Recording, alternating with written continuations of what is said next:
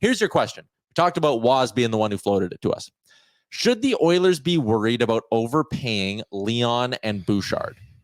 I think it's an interesting idea because there is a lot, and it's low-hanging fruit for other fan bases to throw at the Oilers to sit there and go, oh, yeah, you're going to have $40 million tied up in 3 players one day? How are you ever going to afford that, right?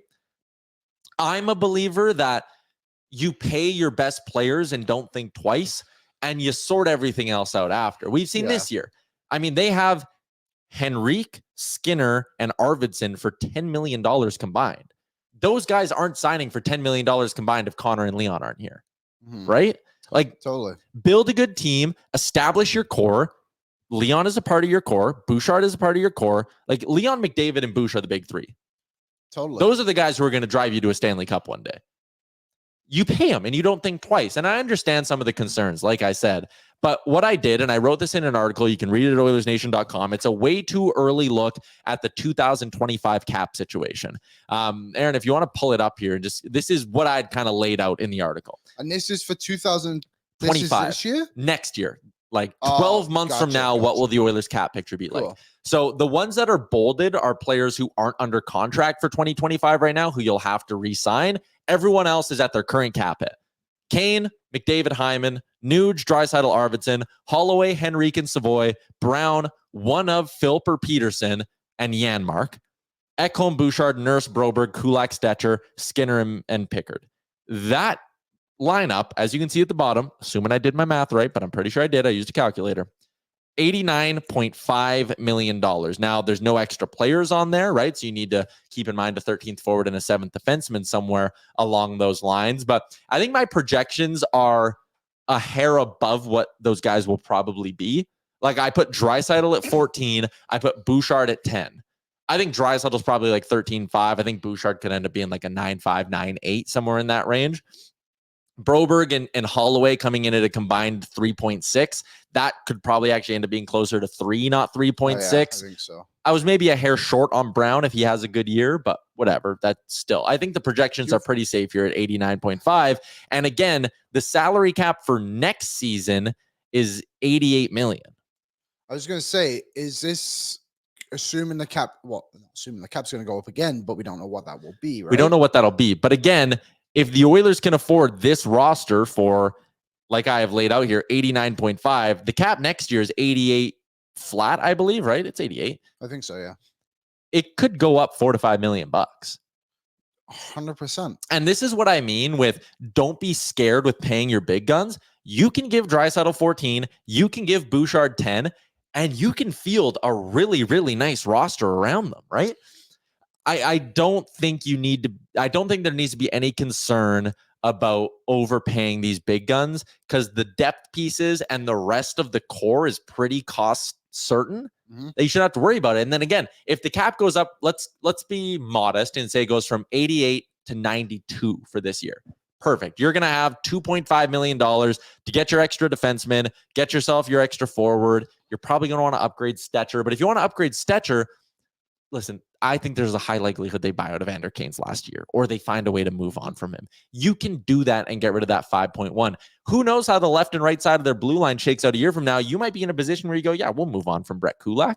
And again, if you want to loop McDavid into this conversation, someone said, don't forget about the soup buyout. I did forget about the soup buyout, which is on the book still. So that'll be an extra $2 million. So if it goes up to, 92, the soup buyout, okay, this is your roster. You'll have to shave something. So it'll be the Kane contract, I think is probably the likely one in that one.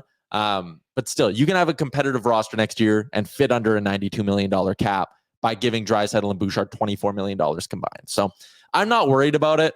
If the cap jumps another $5 million the year after that, then perfect. That's the money you need to give McDavid his bump and to probably give Skinner his bump as well. Yeah, I think the Evander Kane thing is something the others will just have to explore. You said, I think Holloway and Broberg will maybe a little bit less than that.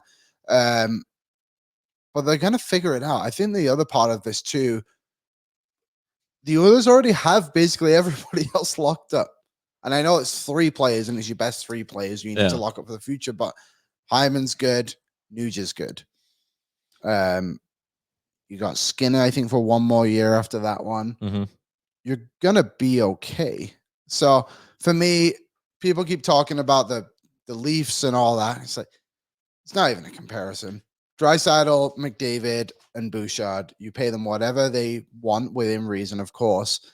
You just figure out the rest. The others got some great deals this summer, like you said, because guys like Draisaitl and McDavid are both here. Yep. You just got to run it and figure it out when you get there. Don't be crazy. Don't go nuts. But you're in a window now that you can't be negotiating with McDavid, Draisaitl, and Bouchard over like $500,000, whatever it may be. Yeah, you just don't. Do it.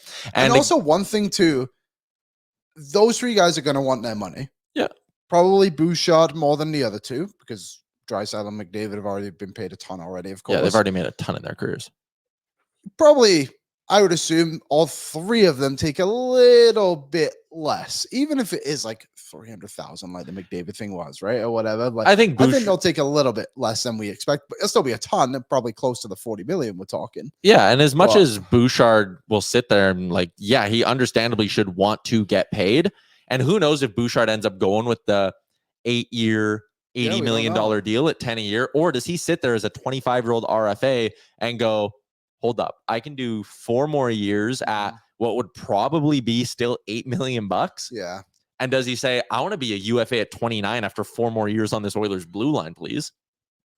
It's hard to put yourself in a position of a guy if the Oilers say here's 80 million or here's 32 million and say, oh, I'm going to leave that 80 million and take the 32 to try, sign my $100 million ticket in 4 years. But I don't think it's entirely impossible either. I don't think so either. Can they move Skinner for Savoy at some point? That's kind of what I had. Again, if you flash it up, Aaron, like people were like, why didn't you have Skinner on here? It's a 1-year deal. I can't imagine him being back because if it goes well, he's going to want a nice ticket somewhere on a bounce back. And it should go well. It should go well, yeah. Well on Buffalo, you stink. And if it doesn't go well, then whatever. You're not going to bring him. He might be back. Then maybe it's Connor Brown 2.0, yeah. But no, I think Savoy is the logical fit to round out the top 9 after that, and yeah. And there's other players in this too. Like you said, maybe Brown isn't back, but they just got that Roby Giventi, yeah. Maybe he has a year in the minors, comes up and plays a little bit. Lavoie, like you have Noah Philpler. Like there's pieces the others can kind of spot in on cheaper deals to save themselves 250, 300 here and there, right? Like they'll figure it out. This management staff, like obviously Bowman's got to prove himself within Edmonton, but the staff that's around him right now is proven that they can do it. Like someone put in there, Bo Akey could maybe play a role. Max Warner. Maybe Max Warner. I would say him more than Bo Akey, but who knows? Maybe they move Kulak. That's kind of what I was saying, right? There's a bunch of things. There are some built-in ways amongst this because, yes, sorry, I did forget about the Jack Campbell buyout, which will be 2.3. So that will bring them up to 91.8. So again, if the cap's 92 or 93, you have enough money in there if it's 93 to sign your one extra forward or whatever. But your built-in ways to create flexibility would be no Brett Kulak and get rid of Evander Kane. Evander Kane is probably a lock. I think next year's his last year if he plays it out. So deadline could be his last. Yeah, deadline can win his no trade. So the no trade ends for him on March 1st of next year. No, the no move becomes a 16-team no trade. The modified no trade kicks in. 16 no team March 1st. Yes.